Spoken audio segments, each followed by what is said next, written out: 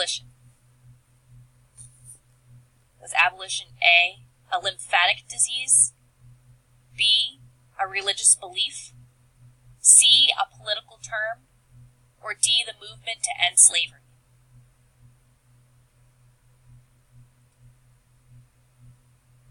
Abolition was D, the movement to end slavery. Arguments over slavery had divided Americans almost since the first slave ship arrived in the early 17th century. Southern slaveholders argued that the institution benefited both slaves and masters in ways that Northerners could never understand.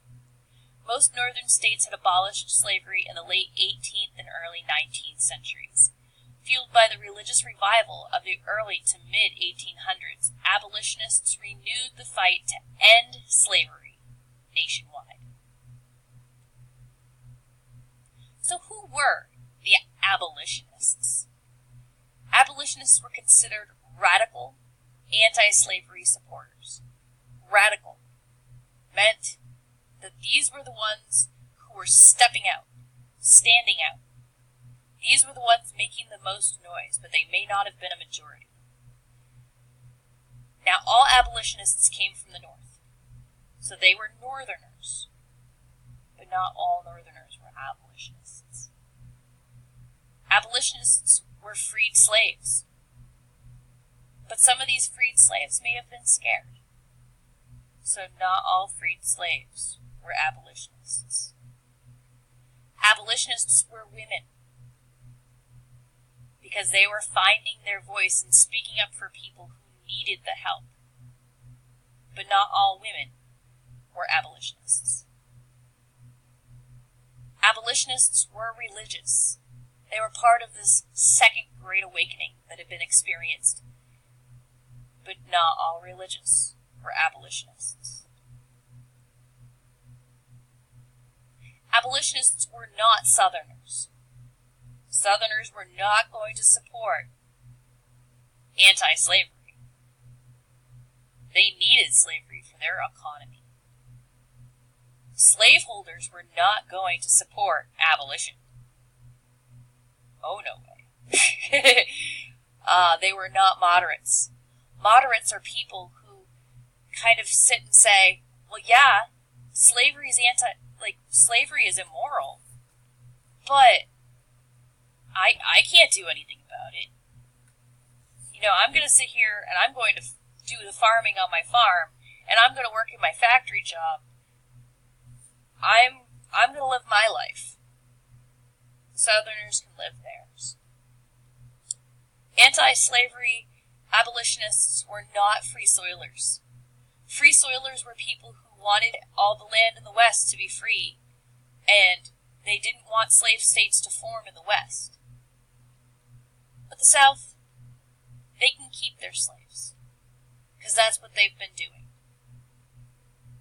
Abolitionists were the people who were speaking out, standing up. They were the minority, but they wanted to see change, and they were going to speak up to demand it.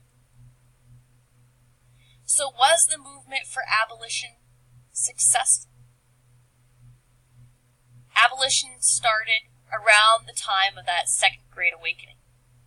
The Second Great Awakening was in the early 1800s to mid-1800s, and eventually probably they got loud enough to cause some of these stirrings that eventually happened around 1860.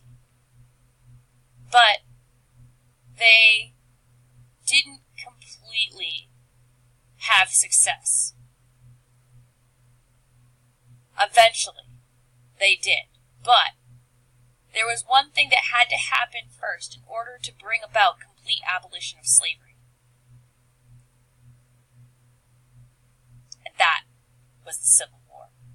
And with the Civil War came success, but not without a lot of losses. The South lost its economy. It lost the way of life. Both the North and the South lost many people. But slavery was abolished by the end of the war in 1865. Other things like sharecropping and other laws and rules that suppressed African Americans came afterwards, so we could still say it's even a little bit of a form of slavery. However, slavery itself was abolished by 1865.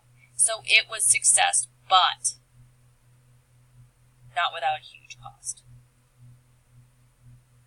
Several women began to find their own voices in the anti-slavery movement.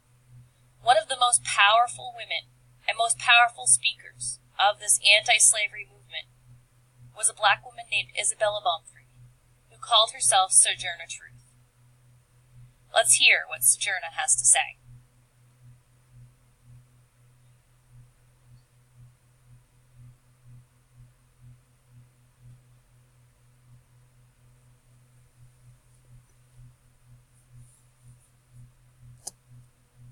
To bring us a selection and a piece on an enactment by our sister Sojourner. Well, children, there's so much racket, there must be something out of kilter. I think that twixt the Negroes of the South and the women of the North all talking about rights, these white men gonna be in a fix pretty soon. But what's all this here talking about? That man over there says that women need to be helped into carriages and lifted over ditches and to have the best place everywhere. Nobody ever helped me in the carriages or over mud puddles or give me any best place. Ain't I a woman? Look at me. Look at my arms. I have plowed and planted and gathered in the barns, and no man can head me. And ain't I a woman? I could work as much and eat as much as a man when I could get it, and bear the lash as well. And ain't I a woman? I have borne 13 children and seen most all sold off to slavery. And when I cried out with my mother's grief, none but Jesus heard me.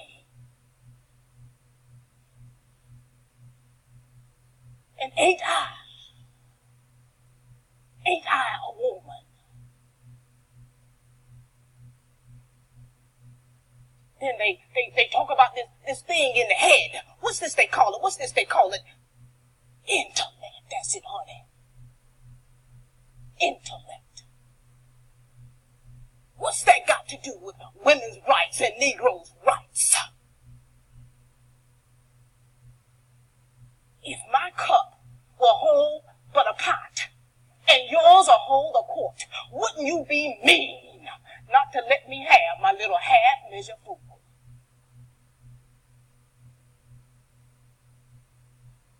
And then that man back there in the black, says that women can't have as much rights as men because Christ wasn't a woman. Where did your Christ come from?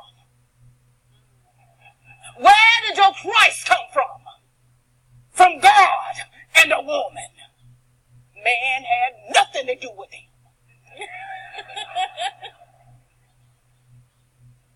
Now, if the first woman that God ever made was strong enough to turn this world upside down all alone, these women together ought to be able to turn it back and get it right side up again. And now, they's asking to do it. And you men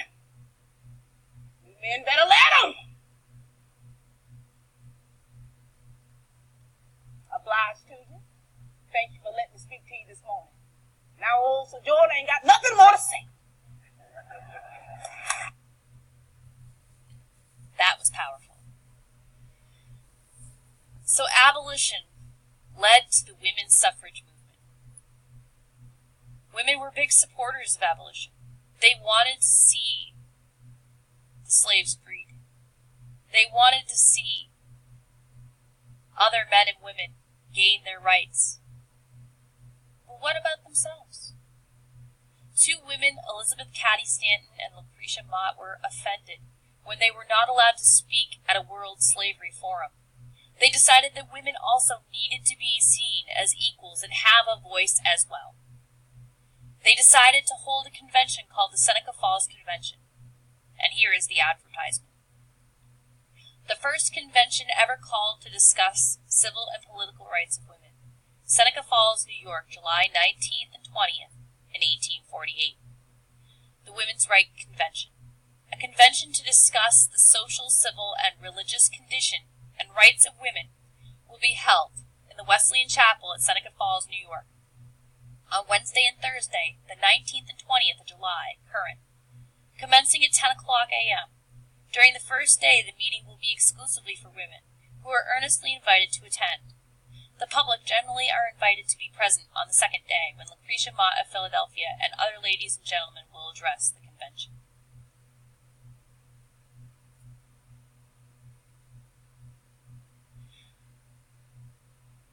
And at the convention, Elizabeth Cady Stanton opened the convention on the first day by reading the Declaration of Sentiments, something that she penned to resemble our Declaration of Independence. It was written by Thomas Jefferson in 1776.